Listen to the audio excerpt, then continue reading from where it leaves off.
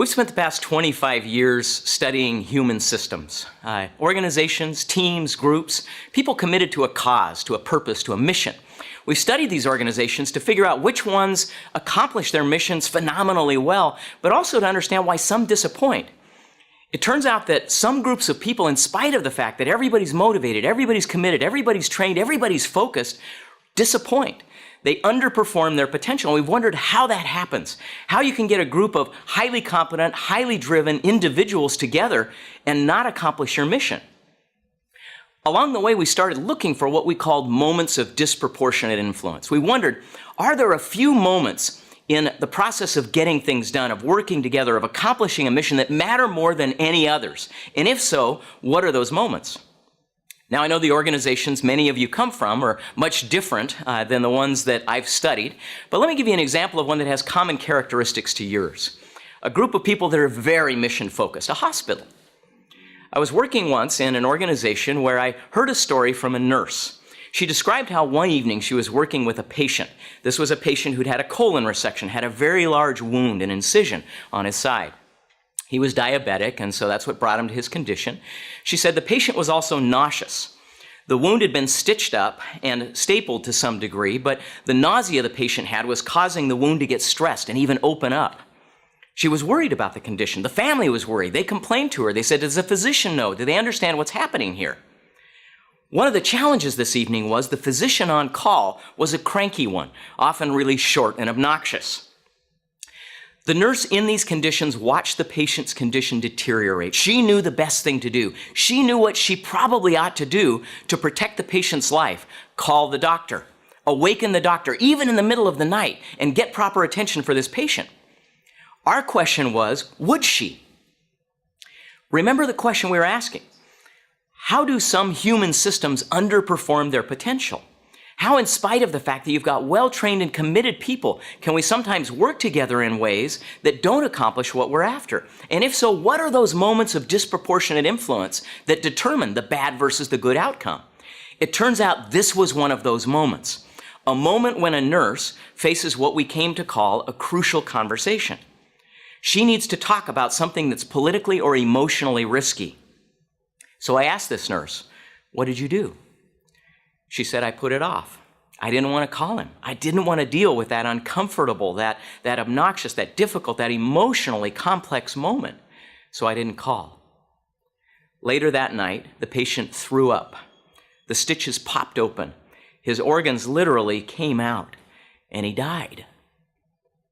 Now, a year or two after that event, she remembers that with some regret, knowing that she could or should have done something different. But she didn't. We've done broad research in healthcare, for example, and found that the odds that somebody will speak up when they face an emotionally or politically risky, crucial conversation are less than about 1 in 10. Well, now let's go to your group. You got a group of people that is mission-focused, that's trying to accomplish worthy goals. And the question is, are there moments of disproportionate influence where how they behave habitually will determine whether or not you make enormous progress? The answer is absolutely yes. How many people in your congregation come to church every single week and sit next to people and talk about everything except what is most important, except what's bothering them most? I talked to a pastor recently who was sharing a concern about flight from his church. He said that many people were leaving the congregation. Why? Because there was one particular congregant who was dysfunctional, who was critical, who was offensive, who was obnoxious, and nobody would have the crucial conversation with this individual. They stayed stuck, and that's the principle.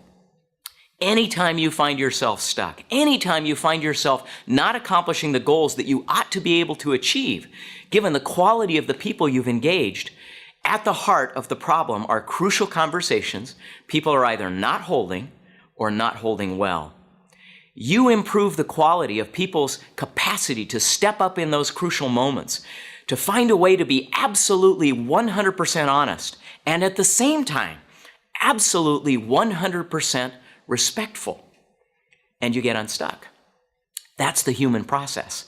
That's the moment of disproportionate influence, and that's what has to happen in that moment. Our research suggests that about 95% of the time, people don't talk out their crucial conversations, they act them out in one of two ways. either through silence, which is the vast majority of the pattern, or through violence. Now, violence doesn't have to mean hitting or kicking. It can mean that people are just becoming resentful. It could be passive aggressive. It could be snide comments. It could be collecting with others and gossiping. So either there's some aggressive or some passive strategy. We tend to act out rather than talk out our concerns. That deeply undermines the strength of a faith community or any organization. The heart, the soul of any organization is its capacity to speak the truth in love. It's to be able to express concerns absolutely 100% honestly, to show up authentically, but to do so in a way that not only doesn't damage relationships, it strengthens them. Over the past 25 years, we've had the privilege of watching people do this well.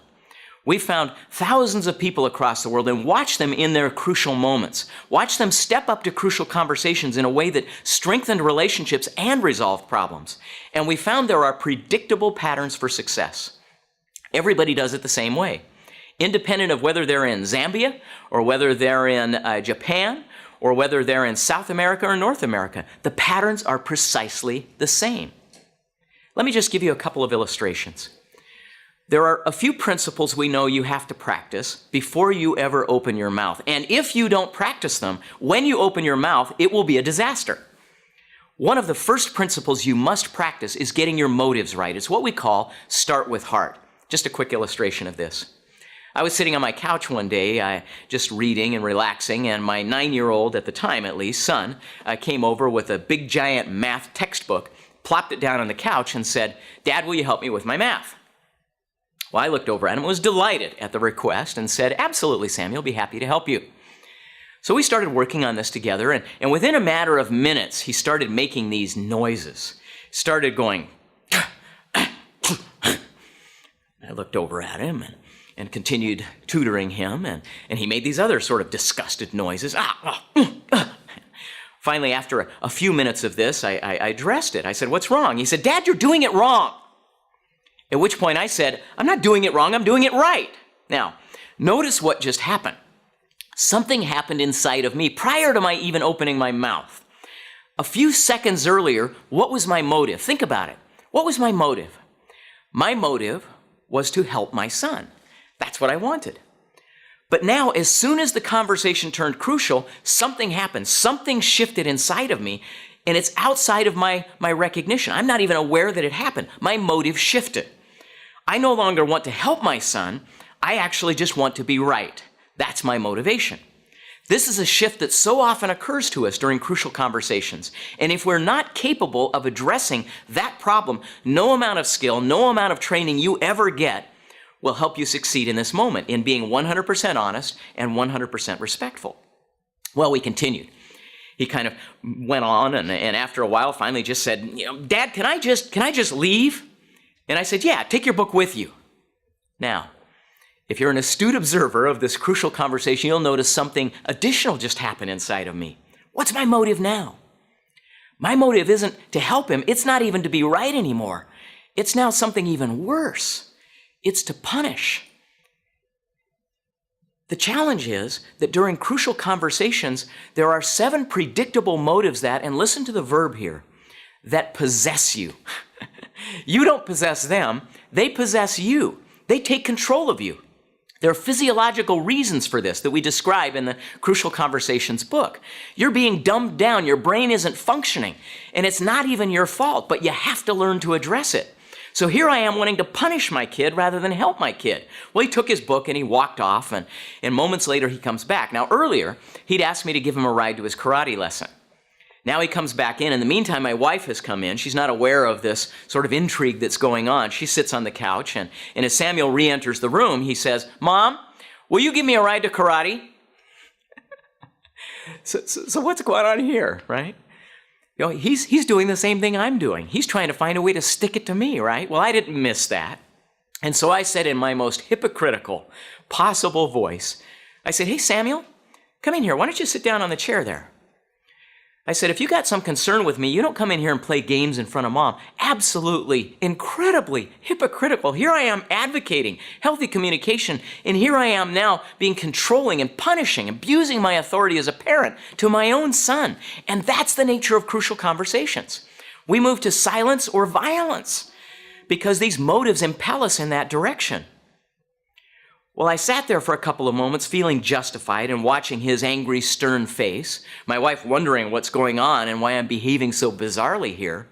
And then something happened in my mind. And this is one of the skills we learned by watching people who are remarkably effective at crucial conversations. They tend to notice when they're moving towards silence or violence. And then when they notice that their motives are amiss, they do one simple thing. They start with heart. They ask a focusing question that juices up their brain, that gives them cognitive control over what's happening.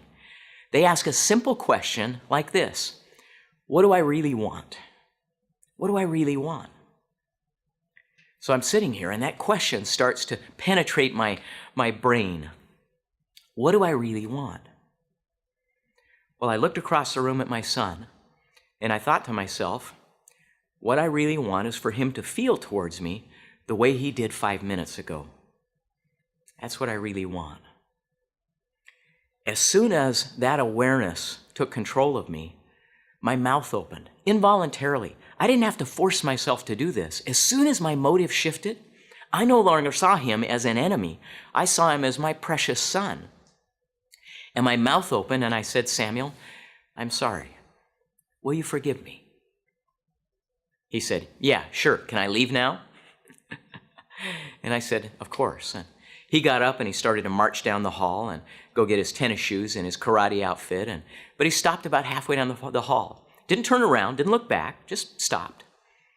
And he said, Dad, will you give me a ride to karate? I said, sure. Now notice what happened with him. In order for his motives to change, in order for him to pursue what he really wanted, what he needed was for me to stop acting out of the bad motives that possessed me. One of the dynamics of a crucial conversation is that our motives go awry. And if we're not conscious of it, and if we don't have skills to help us get back on track, we end up with what we don't want rather than what we do want.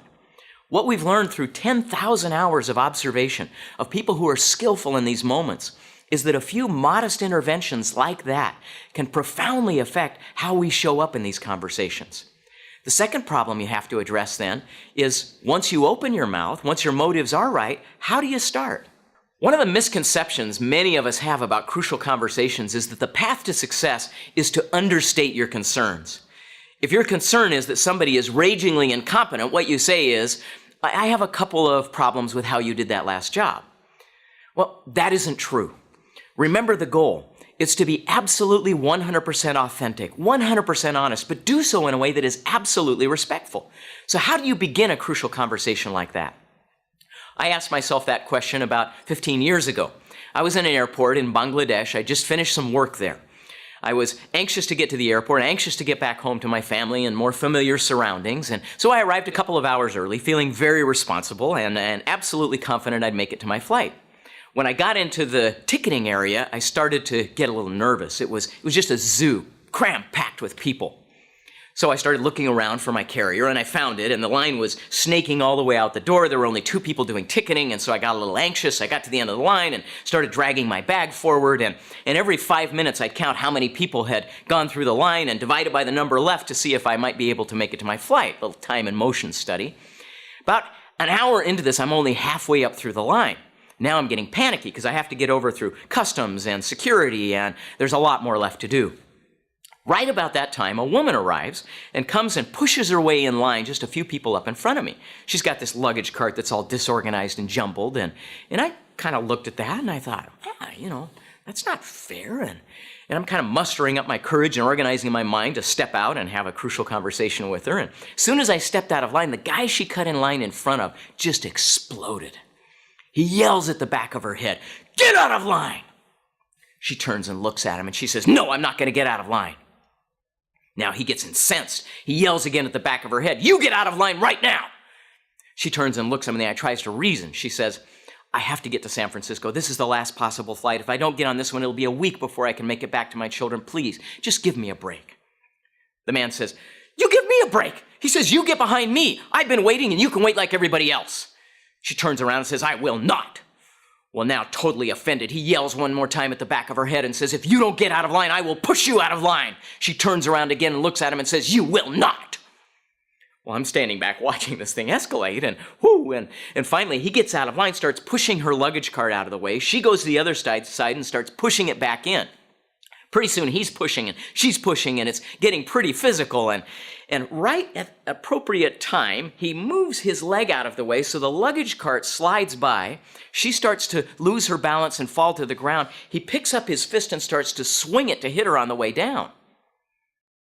Now, I'm about 5 feet away from this commotion, and I think to myself, I've got nothing better to do. I think I'll get involved. It actually wasn't a conscious process, but I just sort of leapt forward, and I positioned myself right between him and her. Now, my question to you is that a good idea? Absolutely not. I do not recommend it, but I had nothing else available at the time. So I'm standing between the two of them. I had the element of surprise, and so he backed off and was a little bit flustered, but he very quickly recovered. He picked up his fist, his eyes bulged out of his head, his face is turning red, and he starts to swing. Now, is this a crucial conversation? Oh, absolutely. It's the most crucial of all.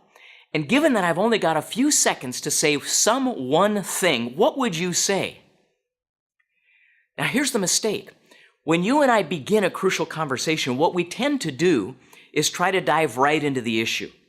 In this circumstance, I might try to demonstrate my strength here. Back down, buddy, back off, or hold him accountable, right? You don't get to do this. That's inappropriate, and get control of yourself, right? That might be our tendency.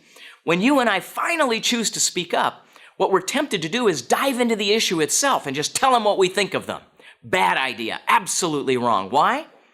Because during a crucial conversation, you and I involuntarily scan to see if we're safe. That's what we do. Our brains are organized, are created in a way that cause us to look for threats in our environment. And if we see them, we either fight or flee. That's what we automatically do. Your first job in a crucial conversation is to alleviate that concern. It's to create safety, psychological safety. And until you've accomplished that, they can't hear you.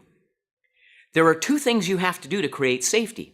The first is you need to help them know that you care about their problems, their concerns, their worries, their goals, as much as they do. Now notice, this is not a trick. This is not a technique. This is a truth. You have to help them feel and know that you absolutely care about their problems, interests, and concerns. Second, you need to help them know that you don't just care about their problems, you care about them, that you respect them. We call these two conditions mutual purpose and mutual respect. When there's a sense of mutual purpose and mutual respect, people do this. They go, and then they start to listen to you. And then they can hear you. Even if they don't like what you're saying, even if they don't agree, they can hear you. But when they feel unsafe, that's when they'll use their power to fight you, or that's when they'll flee and they'll disengage from the conversation. Your number one job in the first 30 seconds of a crucial conversation is to create safety. And if you learn to do that, our research shows that 98% of the time, you'll get your point across. They'll hear you. They may not agree with you, that they'll be able to get the truth that you're trying to share and absorb it. And then you'll be able to hear their truth, and you'll emerge with a greater appreciation of the truth as the two of you engage in healthy and open dialogue. So there I am. I'm standing between him and her, and he's got his fists up. His eyes are bulging out of his head. His face is turning purple. And the first thing I said was, that was unfair for her to cut in line in front of you. And you know what happened? His hands dropped. He didn't consciously choose to drop them. They just dropped. He didn't need them anymore. I said, you've been standing in line here for over an hour, and she cuts in line in front of you, and now it's putting your flight at risk. You know what? It's putting my flight at risk, and I'm not okay with that. His eyes went back into his head, and his face went to a normal color. I said, you know what? I can get somebody from the airport over here to help you get to your flight, help me get to my flight. We can solve the problem. We can fix this. Now, what just happened? What just happened? What I didn't do is take him off the hook. Please don't miss this point. What I'm not doing is wallpapering over the horrible behavior he just about carried out. I'm going to hold him accountable. But before I do, he has to feel safe with me. After I finished that little sentence, that 20-second expression, he did this. He went, ugh, ugh. He said, I'm sorry. He said, I'm so sorry. He said, I snapped. He said, I've been here for 3 weeks. I've got to get out of here. He said, it's just been horrible. I got to get home. He said, this is, and then he tried to look past me and make eye contact with the woman. He said, ma'am, please forgive me. He said, this is not who I am. I would not have hit you. Please forgive me. Now, how safe would you have to feel to be able to publicly admit that you were an idiot? I mean, that's what he just did, didn't he? And how differently would it have gone if he didn't feel like I cared about his problem and respected him? How differently, we know how it would have gone. I would have been wearing a shiner all the way back to San Francisco, right? What you have to do in those crucial moments, in the first 30 seconds of a crucial conversation, is just create enough safety that they can hear you. And our reflexes, our tendencies are precisely the opposite. So let me end where I began.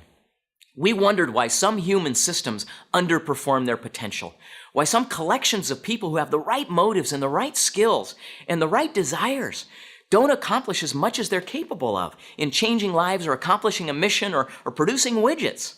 And what we found is there are moments of disproportionate influence, and they tend to be these moments when people face what we came to call a crucial conversation.